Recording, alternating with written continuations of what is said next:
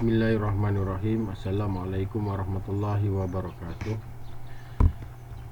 Kita kembali semula pada kelas hari ini, iaitu hari ini kita berkaitan dengan pengurusan sumber.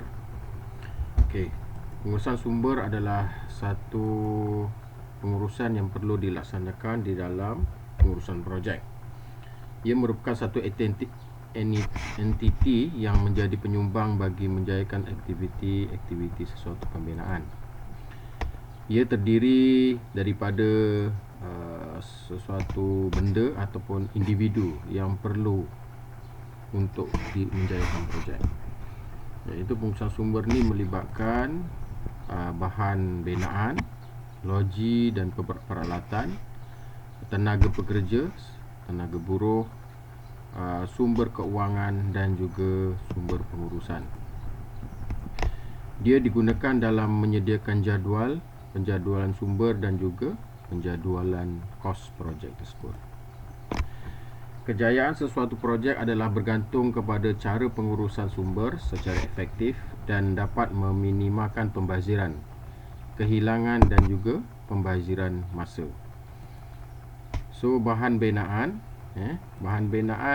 input utama dalam pembinaan. Ia meliputi 40% hingga 60% daripada kos pembinaan.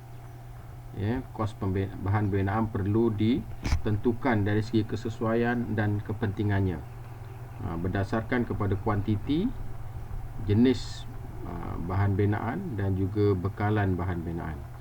Perancangan perlu yang baik perlu dilakukan, seperti masa penghantaran dari segi kuantiti. Biasanya kuantiti itu berdasarkan kepada keperluan projek, dan kita biasanya telah masuk di dalam tender semasa projek tersebut. Bahan-bahan binaan memerlukan perancangan dari segi pemesanan bahan binaan, dari segi kuantiti, tarikh bila diperlukan, dan anggaran pembaziran. Kita boleh predict sama ada berlaku pembaziran ke tidak, dan juga kita fikirkan kaedah cara penyimpanan bahan binaan di kawasan tersebut. Ada kes kita kena order bahan binaan itu berdasarkan keperluan, tidak semestinya kita order terus banyak, berdasarkan kepada keadaan tempat, stok penyimpanan dan sebagainya. Jadi perolehan bahan binaan ini, kaedah perolehan bahan boleh memberi kesan ke atas kos. Pengurusan bahan yang efisien melibatkan pembelian bahan dengan kualiti yang betul, kuantiti yang mencukupi, dan penghantaran pada masa yang tepat. So, bahan binaan ini, pengurusan bahan yang efisien, kita mesti ada kuantiti, dari segi kuantiti yang tepat, dan masa penghantaran, pengurusan juga masa yang tepat, dan juga kualiti dan tepat, kualiti bahan yang tepat. Ini adalah contoh keratan memanjang lukisan. Di sini kita dapat mengira dari segi berapa keperluan barang ataupun bahan binaan yang perlu kita sediakan. So, ini adalah satu contoh description untuk kuantiti bahan yang terdapat dalam BQ, Bill of Quantity. Kuantiti ada di sini, berapa unit dan sebagainya. So, ini adalah contoh jadual berbentuk carta bar. So, dekat sini dinyatakan bila aktiviti-aktiviti ini dan juga masa.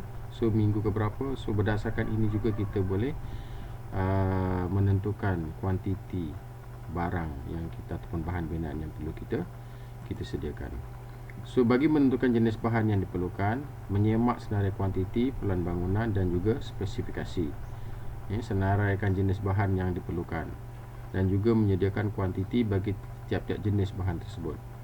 So, serta menyusun jadual penggunaan bagi tiap-tiap jenis bahan yang kita hendak gunakan. Selain itu, kita juga menentukan pembekal di mana bakalan tersebut boleh perolehi. So, kita kenal pasti supplier, di mana tempat-tempat yang ni mungkin kita boleh order di kawasan yang terdekat, tidak perlu transportation yang jauh. Membuat pesanan terhadap bahan-bahan yang kita perlukan, menentukan kuantiti, and then kita pemilihan pembekal dan juga penyediaan pesanan. So bahan-bahan binaan, proses pembelian bahan binaan bermula dengan pembelian pembekal, penyediaan pesanan, penghantaran dan pemeriksaan dari segi kuantiti dan kualiti, dan seterusnya kita buat penyimpanan. So prosedur penyimpanan bahan binaan, kita hendaklah pastikan dari segi penempatan dia, pelabelan bahan, lokasi di mana untuk disimpan, dari segi penjagaan bahan, dari segi pengendalian untuk keluar dan masuk, dan juga kita kena ada sistem rekod yang betul, dan juga ciri-ciri keselamatan bahan supaya dia selamat disimpan dan selamat digunakan. So dari segi pengelasan bahan binaan, kita secara bungkusan, secara pukal, ataupun kita boleh masuk dalam beg, contohnya simen kita bagi beg, dan juga secara longgar load, contohnya batu baur, pasir dan sebagainya, dan dalam bentuk pellet, contoh-contoh batu blok dan sebagainya dalam bentuk pellet. Okey, so bahan binaan ni untuk mengelakkan dari sisi pembaziran, kita mestilah penggunaan bahan yang tidak ekonomik, yang boleh mengurangkan produktif dan juga keuntungan. So ini akan berlaku pembaziran. Ada dua bentuk jenis pembaziran. Yang pertama kita tidak boleh elakkan, yang kedua kita boleh elakkan. Yang tidak boleh dielakkan contohnya disebabkan oleh saiz atau pengeluaran bahan binaan yang tidak menepati ukuran pemasangan, seperti panjang kayu ada lebih dan sebagainya, itu kita tidak dapat dielakkan. Contoh macam kayu dekat kedai kita ada 12 kaki saja, potongan standard dia macam tu, tapi kita guna 11 kaki, so satu kaki terpaksa kena buang, itu tidak dapat dielakkan. Dan juga yang boleh dielakkan, kita anggarkan biasanya pembarisan tidak boleh lebih daripada 5% lah. Okey, faktor-faktor yang menyebabkan pembaziran. So yang pertama, pekerja tidak mahir dan berpengalaman. Pekerja tidak mahir semasa kerja-kerja menyebabkan bahan pembaziran. Penyimpanan bahan yang tidak rapi, tidak tersusun dan sebagainya. Penyusunan bahan, pengeluaran bahan yang tidak sistematik, ada keluar masuk tetapi tidak dicatat atau direkodkan dengan tepat. Penghantaran, pemunggahan dan pengendalian bahan tidak sempurna. Bahan yang tidak menepati piawaian, kadang-kadang kita ada standard piawaian, rujukan kita pada spesifikasi JKR, tapi kita tidak patuhi, itu menyebabkan bahan pembaziran. Pemesanan bahan yang berlebihan, so kita tidak kira dengan tepat melalui bill of quantity, menyebabkan pesanan berlebihan. Pemasangan bahan sebagai komponen binaan tidak menepati spesifikasi, dan piawaian kerja juga tak ditetapkan. So itu berkaitan dengan bahan. So sebelum kita pergi ke panjang lanjut, ada tak kita ingin pertanyaan? Silakan.